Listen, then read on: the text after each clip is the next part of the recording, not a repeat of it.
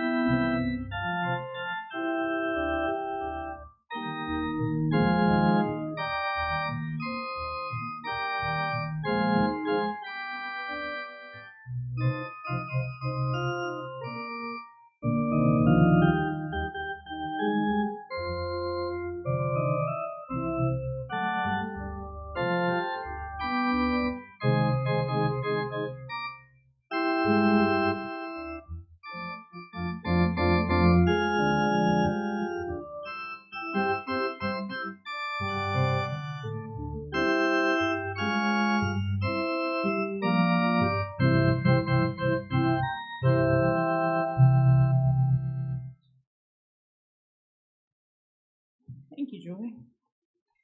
An important ritual in our Unitarian Universalist faith is the lighting of our chalice. We have many different interpretations of this chalice, including the light of reason, the warmth of community, and the flame of hope. As an expression of leadership in our community, our children have taken on both lighting our chalice or finding someone to do so. And so I invite Ramona this morning to come forward. And if you are watching elsewhere and you have a chalice or candle, it's time to light it now. And we'll all join together in saying the unison words projected on our screen.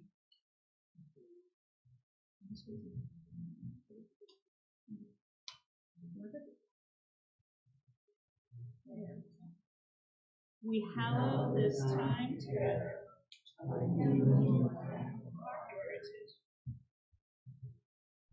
Will you join with me as you're willing and able in a spirit of prayer and meditation?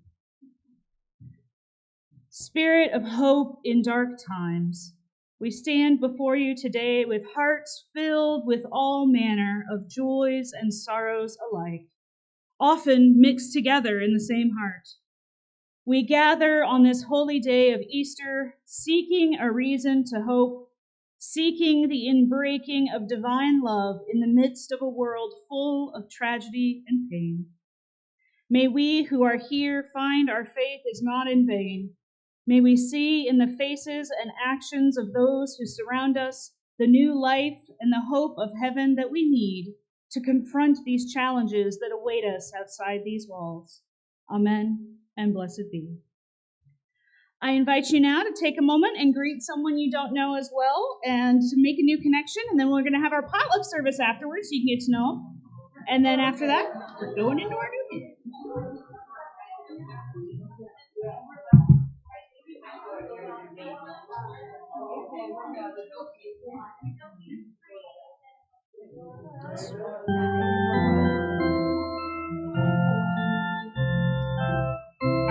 number 268, projected on the screen.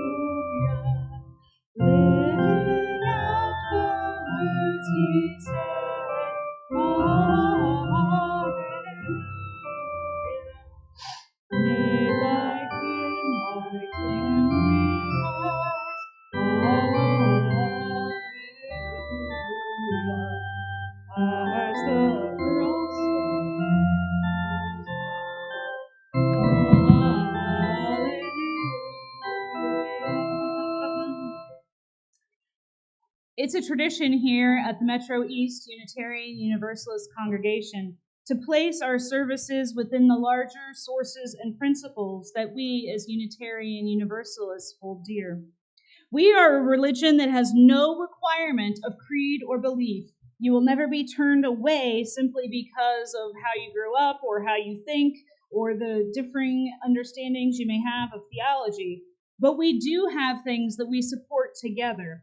And the service today is being drawn from our third and fourth principles: acceptance of one another and encouragement to spiritual growth in our congregations, and the free and responsible search for truth and meaning. Easter, of course, comes from our Christian heritage and background, but as we continue to seek new meaning and new understandings, we as Unitarian Universalists have branched out from the traditional meaning of this holiday and sought our own interpretations of this event, bringing it forward in pursuit of the reason and personal experience that we hold dear, not just what the Christian tradition has taught. It is in the spirit of these principles and this understanding that we place our Easter service today. If you are new here, you're going to find that this service looks very similar in its outline to other Protestant churches on Easter morning, but the content, I guarantee you, will be quite different. And that is because we follow our truth wherever it takes us, even if that contradicts what the church or human culture has taught us in the past. Welcome to our Easter service, Unitarian Universalist style. As part of that, we have our expression of joys and concerns. Here we take time to express in a ritual manner the things that weigh us down and the things that fill us with joy, the things that make us stressed and the things that we want to celebrate. And we do so in a community container that is holding us both in our good times and in turmoil. If you would like to recognize a joy, sorrow, or milestone, what we're going to do is we're going to go around this way and then come through. Peg is at the back to make sure nobody trips over the stairs that are back there. And then, Robin, will you be helping folks, if you don't mind, directing folks to go through? We invite you to come forward and place as many stones as you have concerns that you need to put in the water today. And we put it in a communal water bowl to represent the fact that all of us share together the things that make up our lives. Let us now be in a spirit of prayer and meditation.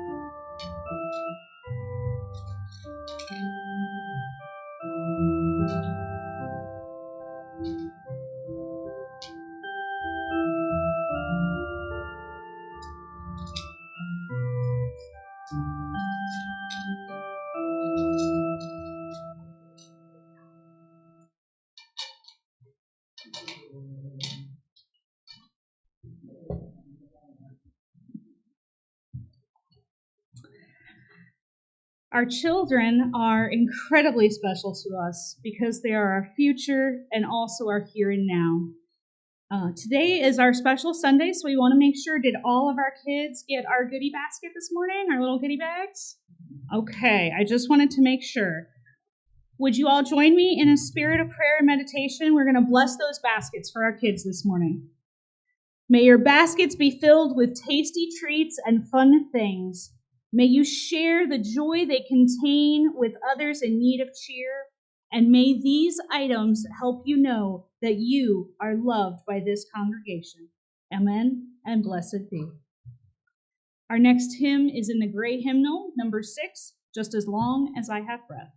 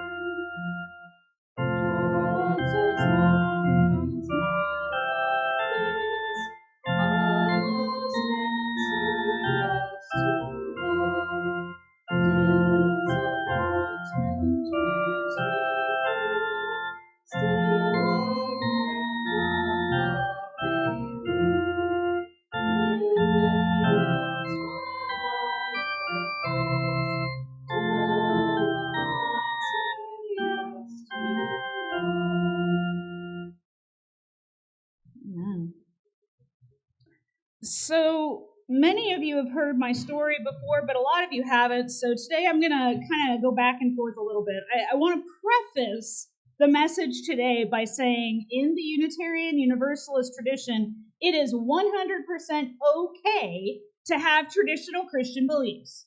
As I said in our moment about our sources and our principles, we don't kick anybody out for their particular understanding of religion. And so we're not going to say, oh my gosh, you believe that Jesus rose from the dead, you're out, get out of here, you can't be a member.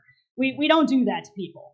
But what we do is we go where truth takes us. And so for different people in their own personal experience, in their own reasoned understanding, in their own exploration of the way the universe works, we come up with ideas that at times have been radical differences from the traditions of the various churches and religions that we grew up in.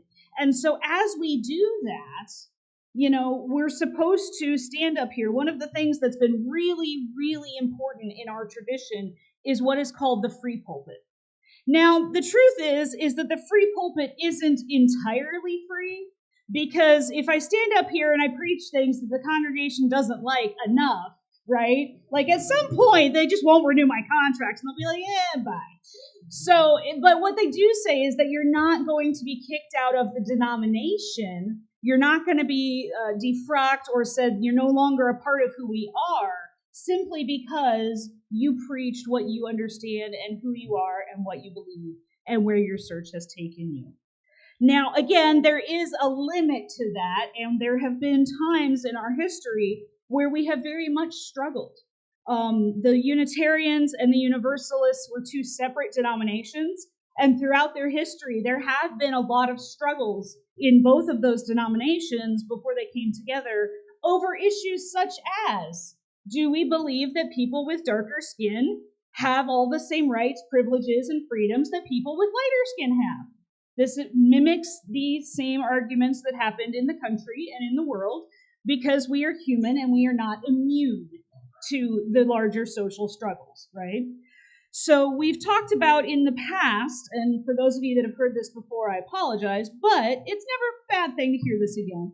We've talked about how we as the church want to be an example for others of inclusion and diversity. We want to be a place where rational thought and free thinking can be and exist. But at the same time, we always have to keep in mind whether we're pushing for the sake of change for change's sake, or whether we're doing so because it is the thing that is truly motivating us from within. So we go back and forth on these things in the Unitarian Universalist faith, and I think that Easter is one of those holidays where many of us wrestle a lot. For myself, and again, this entire sermon today is personal because, again, Easter is one of those personal sorts of theological events. But for me, I grew up in the Christian church, and I grew up in a church that was so fundamentalist that we thought the Southern Baptists were too liberal. Okay, so to give you an idea of like how conservative I was raised. So Easter is one of those holidays that was drilled into me as being the mark of Christian faith. This was it. This was the thing. And so even to this day, even though I have long since left the Christian faith and have become a part of the Jewish faith and Unitarian Universalism, Easter is a holiday that I desperately want to believe in. Although my brain, my rational brain, my science-trained brain rejects magical thinking, but I still, in my heart of hearts, want to believe. So today, if you hold traditional Christian theology, that's perfectly valid and fine, and you are still welcome here. But you can kind of turn your brain off for a bit because you know the message of Easter, and this sermon is not necessarily tailored at you. So it's a perfect time to make your grocery list and relax, and prepare to enjoy the amazing potluck that we have out there. It smells so good. I am so hungry already. Yeah, exactly. So, but the truth is that, I lost a child, and this was really the end of my ability to believe. And this is a personal thing, and I pray to God that no one ever goes through that. I know too many people do. But the truth is that in my personal experience, dead people do not stand back up again. This is, in so many ways, my struggle with religion overall. I want to believe. I desperately need to believe, but I cannot believe all at the same time. So maybe you're with me today. Maybe you're not. And it's okay either way. But if you're secure in your understanding of Easter, like I said, you can just sit back, close your eyes, fall asleep. It's okay if you snore in my sermon. I just can't. But for the rest of us, if we desperately want to believe, we want a world of justice and a happily ever after where a God comes in and makes things right, and the evil people get their justice and get what's coming to them, and the rest of us who've tried really hard actually finally someday get ahead. If that's the world that you, like me, want, let's dive in and let's search for a way to live in a place between our knowledge and our wanting, where truth meets hope and can be something more. Easter is, for me, a reminder. It's a reminder of all the certainty I left behind. The Christian church is so certain, and that certainty is really infectious. Like, it's really amazing, and I want it back. This ability to stand strong and say, I know completely and totally to the bottom of my soul what is true. It is a world of certainty and surety where someone above me has made decisions, be it the apostles or the pope or bishops or somebody who knows more than I do, has done things. And now I just have to accept their knowledge and their wisdom, and it'll all be okay. But the truth is that I walked away from that. And there are reasons why I walked away from that. But, a quick Google search or watching the billboards as you're driving down Missouri roads will show you thousands of people who want to prove to you that the Bible is literally true. All you have to do is go onto Reddit or Quora or any site and say, prove to me this, and you'll immediately get 1 million people that are trying to give you all of these proof texts. Christianity, as taught by the vast majority of churches, hinges on the reality that a divine human combo named Jesus died and then fully and literally came back to life 3 days later. The self-proclaimed Apostle Paul, people forget that he decided he had that title. Other people did not give him that title. He wrote a good chunk of the Christian writings that make up the Christian Bible. And he says in the first century, somewhere around probably 50, 60, 80, he says in Corinthians, this is the core. If there is no resurrection of the dead, then not even Christ has been raised. And if Christ has not been raised, then our preaching is in vain, and your faith also is in vain.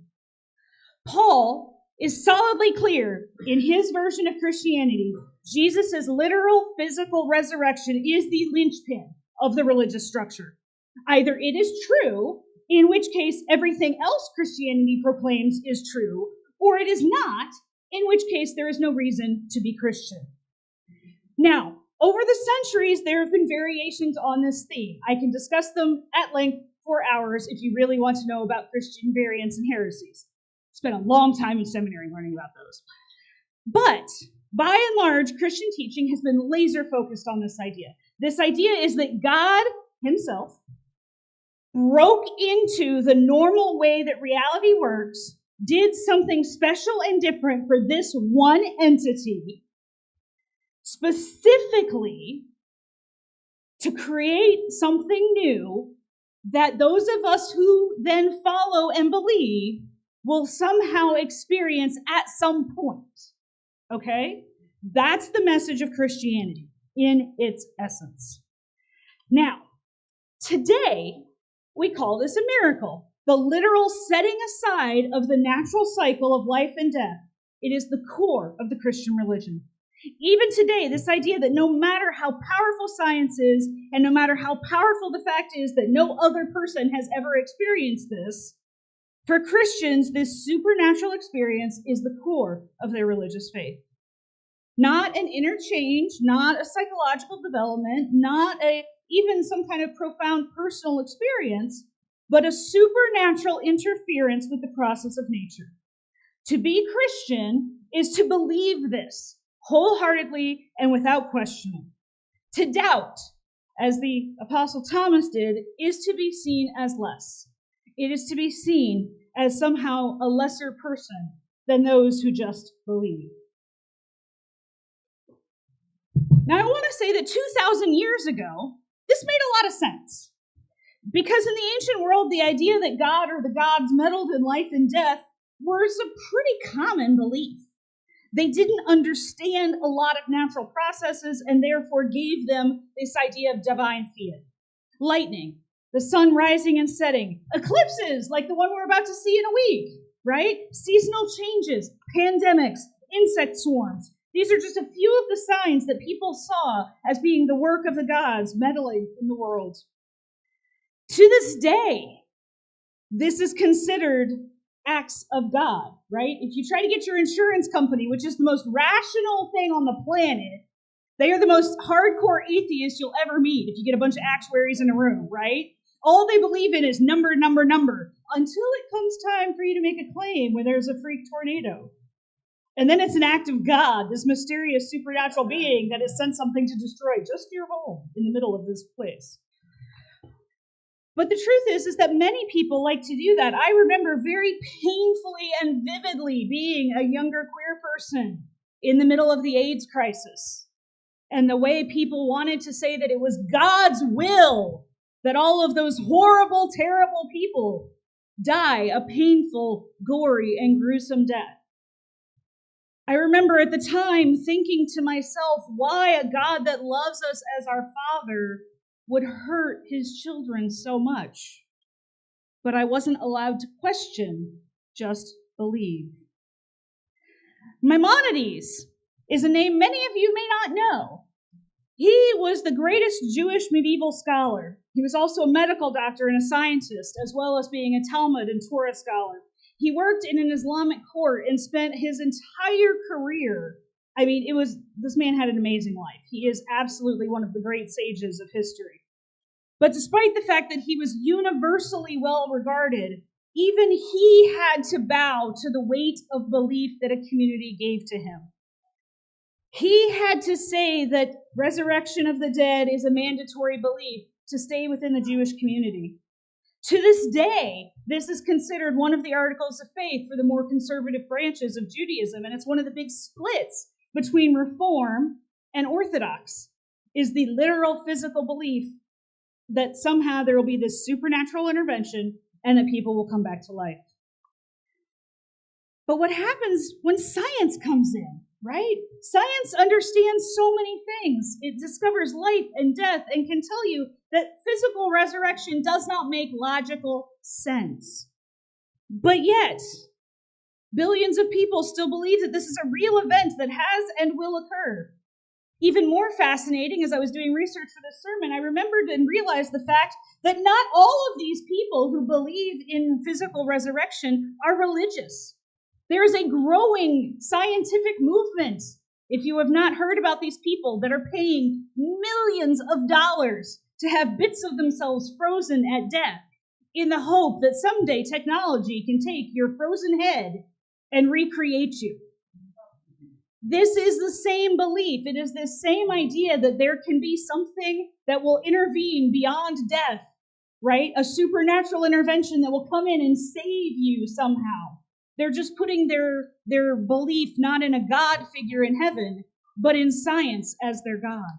But it's the same end thing that says we're here to fight and to overcome the most basic human cycle, which is you are born, you live, and you die. At the moment, there is little difference between the belief of a nun praying the rosary and the speculative science in these claims of frozen immortality. Both of these people are hoping for a miracle that so far we have not seen. So what is the point of Easter? What is the point of getting up this morning and getting dressed and coming here and not having enough caffeine before we walk in the door? Are we just supposed to check our brains at the door and believe that a man came back to life 2,000 years ago? If it isn't true, is there nothing of value in Christianity for those who still want to claim that label and that name? Things that are more deep and more personal for me and maybe for you. Can we have a faith that hopes for a miracle, even if we don't believe in the supernatural. You see, I think that at its heart, Easter is about connection. It is about the fear of death and the fear of being alone in the dark that has plagued us as a species since our ancestors climbed down from the relative safety of the trees and went across the savannas in search of, we don't know exactly why the apes made this decision. We don't know why the hominids made the leap from being tree-dwelling apes to what we now call human beings. I don't know what happens after death. It is a huge and scary thing. Any unknown is a scary thing. Moving and selling our building is a scary, scary thing. Not knowing where we're going next is a scary, scary thing. And a forever unknown like death is the scariest unknown of all. It is normal and natural to fear what we don't know. It's a way our bodies keep us from sticking our hand in, a chainsaw, right? Is because we are afraid of what we don't understand. But when we let anxiety and fear rule us, we forget to live even while we draw breath.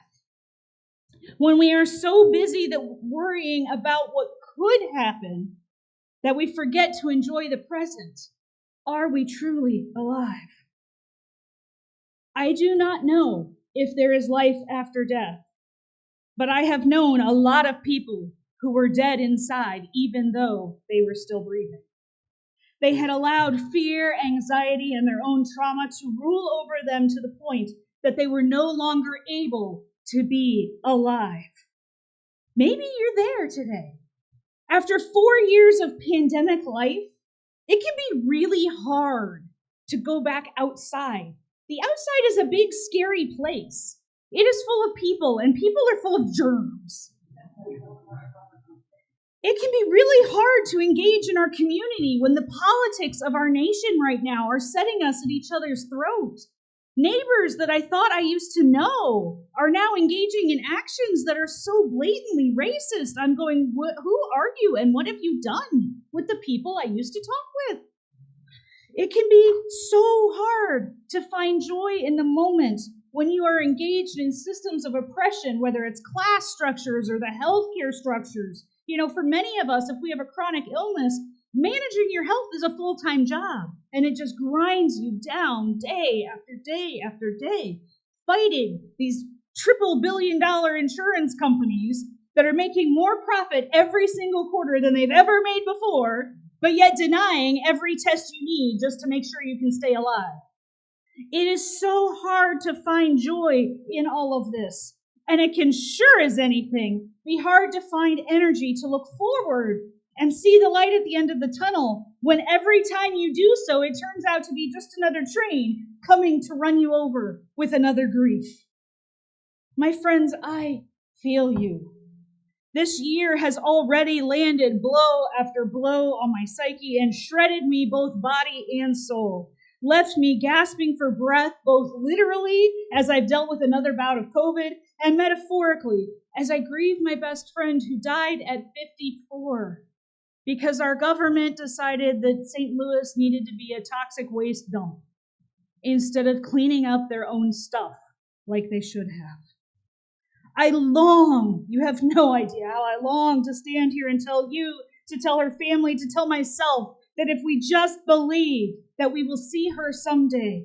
I yearn to have that faith I used to have where I know that no matter how hard life is here, everything will be made up for in the end.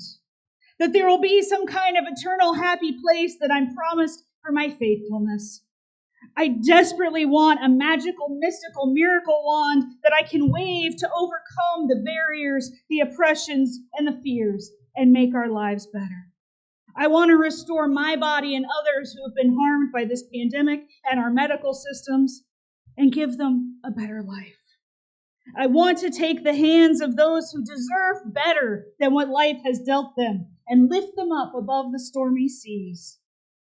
I want so very, very much to believe in resurrection, to believe in a God that plans for an eternity of hope and joy, a world where at the end justice will prevail and all will be rewarded as they deserve, where every tear will be wiped away and where every child will be fed and loved and grow up happy and free. If this is a world that you want as well, then I am here to tell you that we, as Unitarian Universalists, can believe in this. We can want miracles. We can hope for change. We can believe in love that overcomes evil. We can pray to a God who can create justice and peace in the hearts of all. But even more than that, even more than the thoughts and prayers that are so often put forward as an excuse to do nothing, even above and beyond a simplistic faith that says if there is not a supernatural intervener out there somewhere, then there's nothing.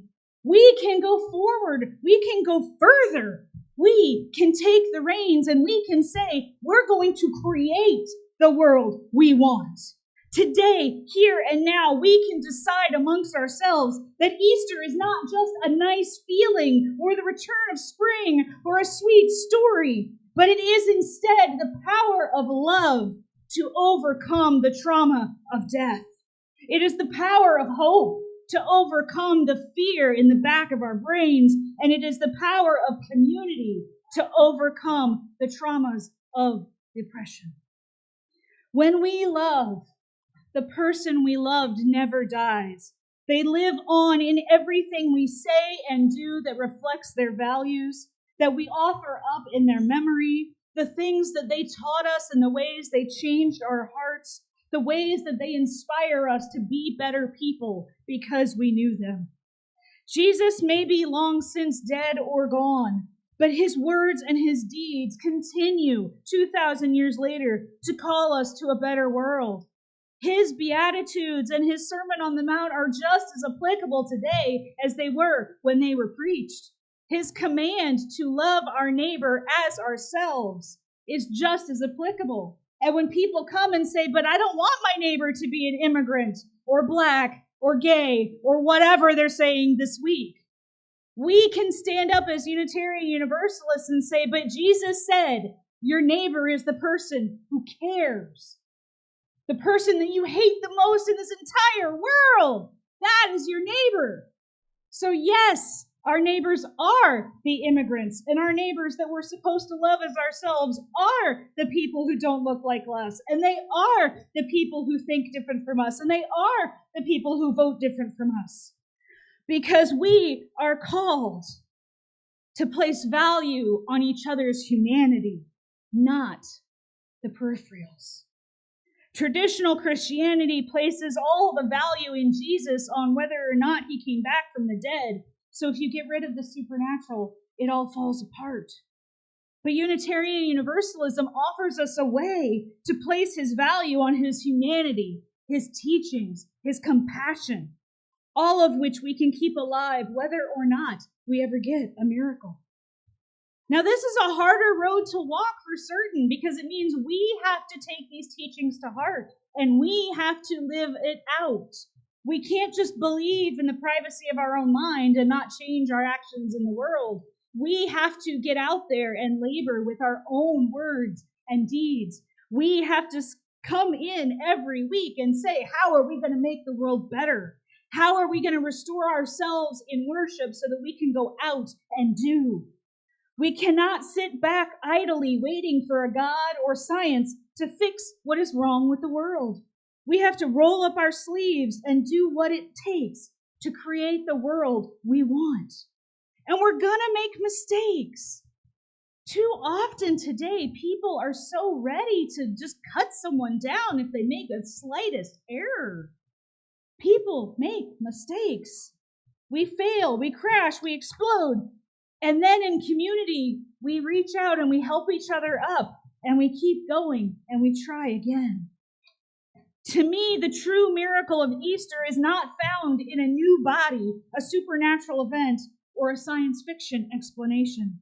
The true miracle of Easter is found in ordinary people with ordinary capacity, creating an extraordinary heaven on earth by coming together in love day after day and year after year. This is an Easter miracle that we create not just by believing 1 week a year, but by coming together time after time after time. This is an Easter miracle that we all can participate in, no matter what we believe, how we were raised, or what we have been taught. This is a miracle we can see and feel and hold. I invite you into this Easter miracle of Unitarian Universalism, a miracle that is made up of ordinary hard work and processing your trauma, a miracle made of building each other up and slowly, painfully, and consistently learning to love each other and ourselves so that Jesus and his message do not die, but live forevermore. This is a miracle that the most hardened skeptic can see, but it is also one that will only happen if we all get together to put in the work. This faith says it is not enough to think, to feel, to pray, or to hope. We do all of those things, and we do the work. The desperately and utterly human work, the hard work of making life after death come true for every person that is still here, for each and everyone who is bereaved. We do the work of holding each other up when we fall, of loving our neighbor as ourselves, of getting the help we need, of creating a world worth leaving to our children. The promise of Easter for Unitarian Universalists is not an easy supernatural miracle or a simple faith in something that has been done, but rather that hard work and love can overcome our fear and that we can create a world full of faith, hope, and joy if we do it together. Amen, and blessed be. Happy Easter. Our final hymn this morning is number 311, Let It Be a Dance.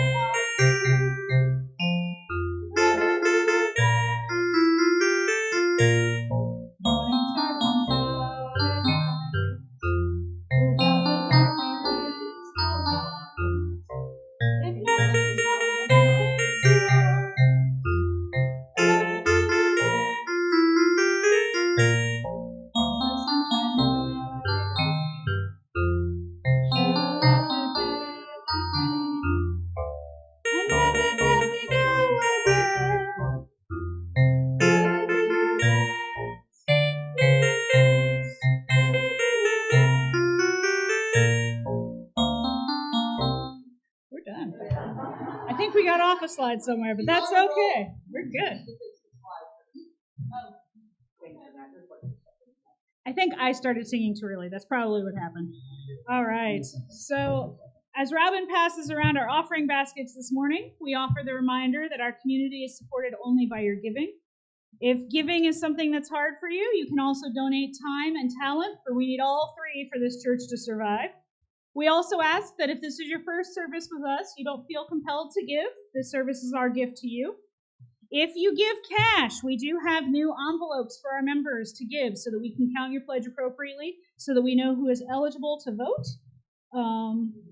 And that is exactly what we feel. There are links on the screen to Givelify and PayPal and so on, or you can also mail in your check if you are watching us at home, or differently.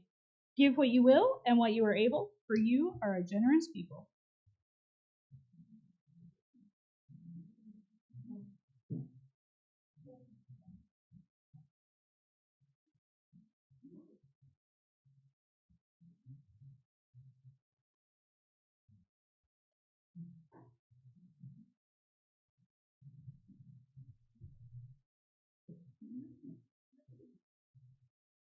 Will you join with me in our offering prayer?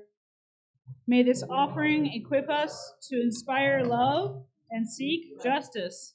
And Robin has a whole lot of announcements, so I'm going to let her take it. We have.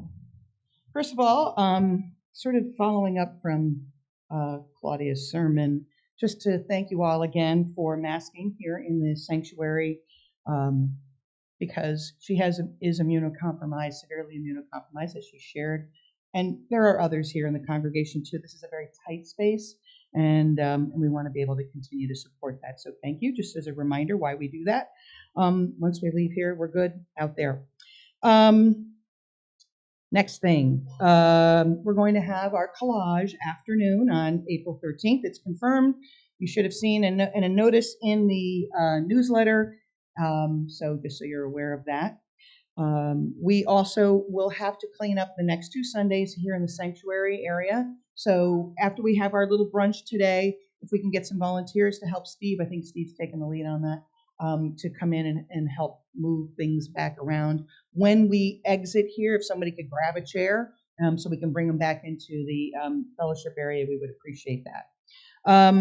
2 more things. Number 1 is this beautiful, beautiful stole. It's going to be our congregation's gift to Sabrina Trupia, who is a member of this congregation and who is going to be ordained at the UU Church in Montclair, New Jersey. I'm going to be heading out there to support and also visit family since I'm from Jersey. Anyway, so if you want to take a look at it, I brought it here for people to take a look at it. It's incredibly well made and beautiful, beautiful. I got it on Etsy. I'll hook you up if you want to know who did it. But also there's a card here. Even if you don't know Sabrina, just say congratulations and write your name on the card. I know they'll greatly appreciate that. And lastly, new locations. We are exploring new locations, as we've told you. We're also, as you saw probably in Claudia's and my columns in the newsletter, looking at, as we start to fill the space up, and we're getting close to doing that, we're going to start exploring different services at different times and those sorts of things. And maybe having 2 services on a Sunday. That might work out. So we'll figure out what that's going to look like. But if you have any ideas of properties, I know Peg's got something that she's looking at. We as the board looked at another piece of property last Sunday. So we're coming up on our next board meeting. We're going to start thinking more seriously about that. And obviously we need to make some decisions to move if we want to buy a property that's on the market right now. So if you have any ideas, bring them by, because we'll explore pretty much anything that will work. So we're looking forward to hearing from you all. Peg, you have something you want to add? I know Peg is going to be gone for pretty much the month of April and needs help.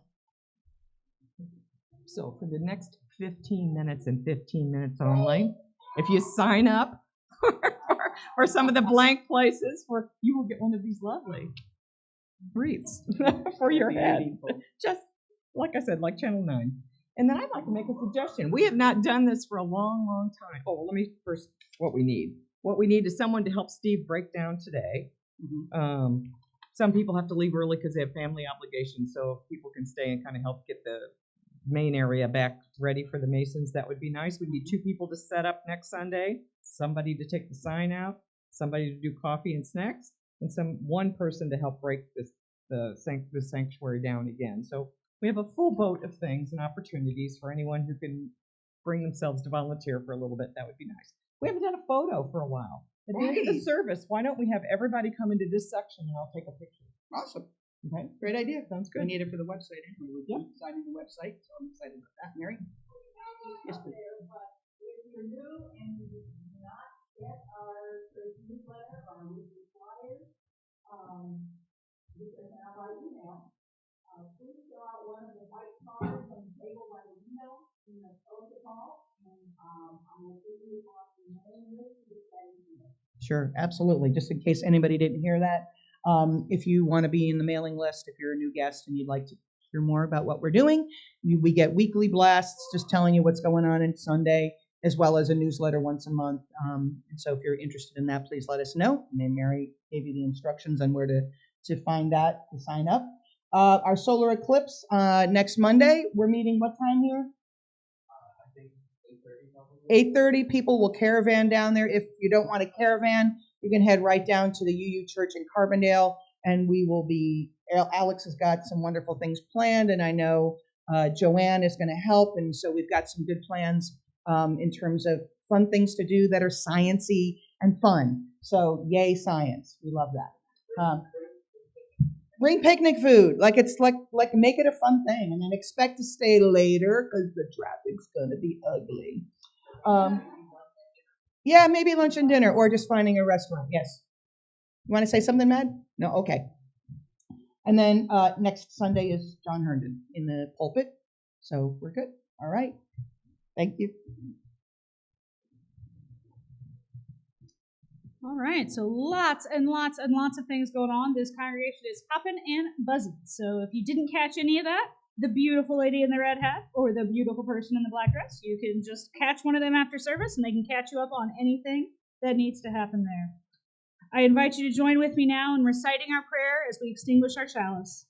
The light of truth and meaning cannot be put out. We are keepers of this flame until we meet again. This Easter, may we believe not in past dogma, but in present people. May we believe in our capacity to live and love, our potential to live a life of deep meaning and loving purpose. May we be energized by the new life filling the earth, by the faith we have where hard work and love can overcome despair and evil. And may we work together to pour this joy, hope, love, and peace onto each other and all we meet, today and always. Amen, and blessed be.